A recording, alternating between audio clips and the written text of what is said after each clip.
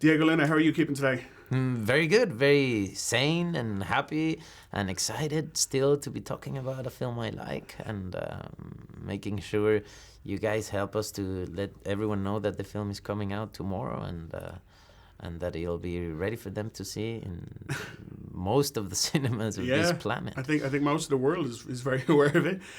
Can you tell us a little bit about the casting process for this film? Because I imagine when it comes to a film of this scale, you know, they cast such a wide net out and they must consider so many actors. How was it for you on the casting process?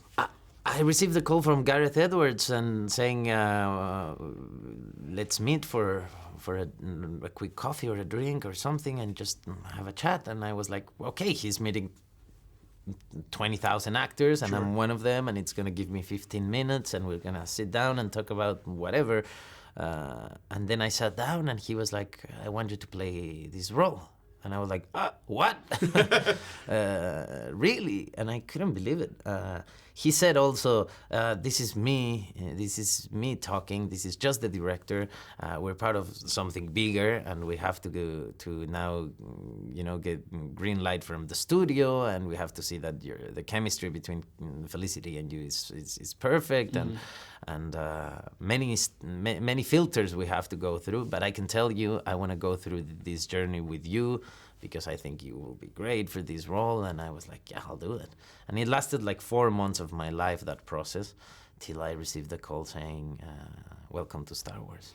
That's fantastic. From when you were first, I guess, informed about the character to having seen the final film, he used this great line where he said that it's good guys doing bad things and bad guys doing good things in order, you know, that's war.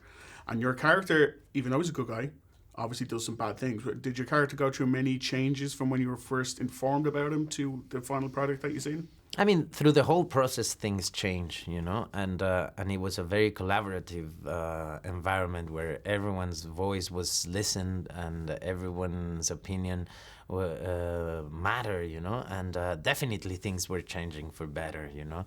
Also, the relations started to build, you know, and like the relation between Cassian and K2SO, the droid, it's not something that it was all written and we just arrived and I said something against the blue screen and then they put a droid there. Here there was 2 actors interacting and many times improvising also. And that is in the film and I think it's a pretty risky and bold like decision, but also the key for this realistic approach to Star Wars, you know. Things were happening to us on set and those things that we were not in control could be used for the film to be richer, you know, and had layers of again, realism, you know, and that intimacy you get with these characters and the chance to be living the moment with them is because we were living the moment.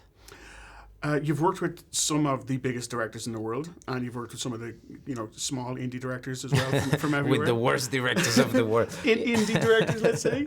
But you know, when it comes to Star Wars, one of the most important things now, even for the fans, is who's directing it, because that's almost as important as the cast. If you could pick any director that you've worked with to maybe direct a Star Wars movie, who would it be?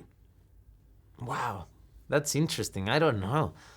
I guess probably hiring 10 directors to collaborate together or something like that, something weird and never done before. But I don't know. I don't think like that. I try not to predict the future or think about what hasn't been done. I like thinking about what we are doing. And I agree with what you said. It's who's directing is the most important part of a film, you know, because it's the point of view behind the film. It's the same story could be told by you or me, and it will be a very different film. Absolutely. So it's all about the director, and the films I like and I care about are about directors, you know. Are the films that celebrate the point of view of one person, you know, and then everyone around is there to help. It's a tool for this point of view to get out there. Diego Luna, thank you so much. Thank you. Thanks, buddy.